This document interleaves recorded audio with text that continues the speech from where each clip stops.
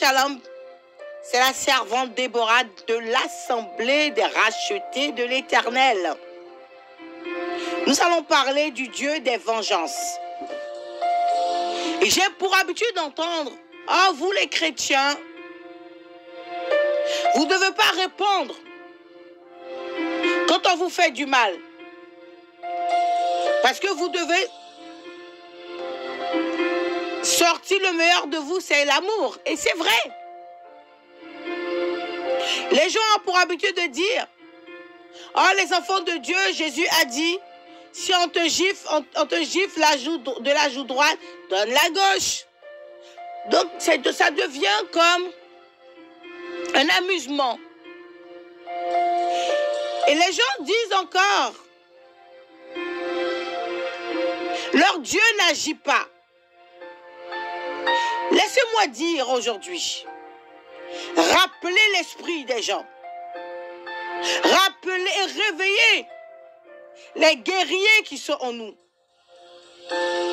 Notre Dieu use de patience afin que tout le monde vienne à la repentance, la Bible dit.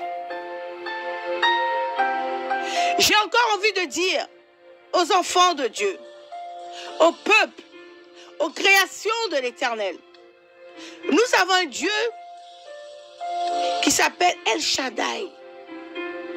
Son silence ne veut pas dire qu'il ne voit pas.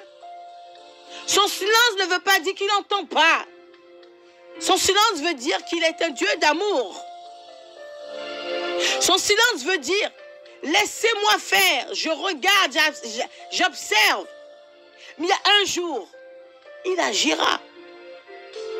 Je veux dire à quelqu'un, c'est pas parce que Dieu ne dit rien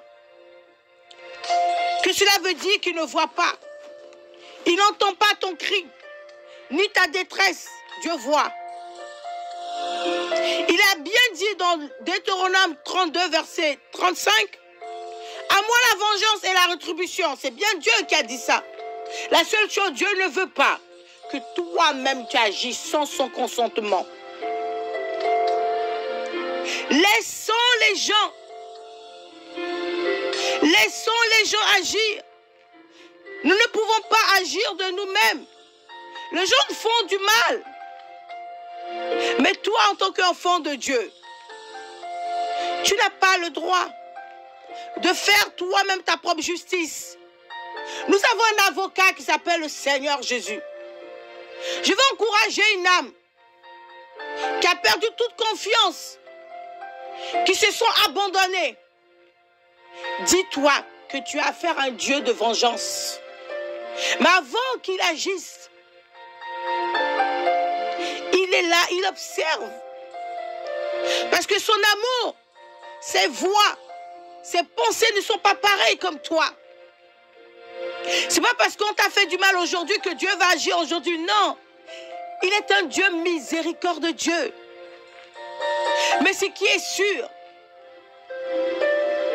arrive un moment, il agira. La justice de Dieu est encore plus redoutable que celle des hommes. J'ai pour habitude de dire dans l'assemblée, vaut mieux avoir des problèmes avec un homme qu'avoir des problèmes avec Dieu.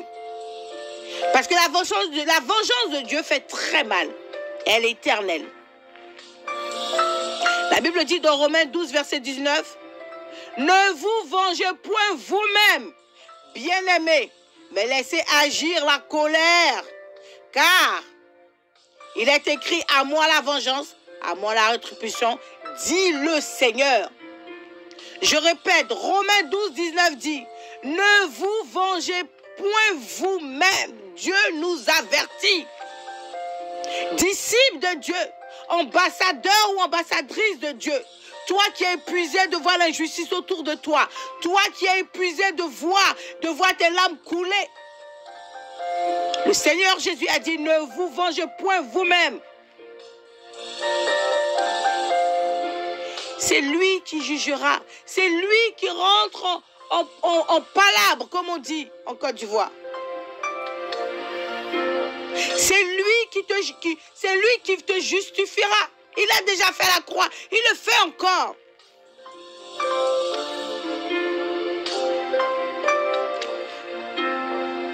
patience. Ayez la miséricorde en vous. La Bible dit dans Naoum 1, verset 2, l'Éternel est un Dieu jaloux. Il se venge. L'Éternel se venge. Il est plein de fureur. L'Éternel se venge de ses adversaires. Il garde rancune à ses ennemis. Prenez patience et observez l'amour et la justice de Dieu avant d'agir. Avant d'agir quand on vous fait du mal, allez consulter le Saint-Esprit.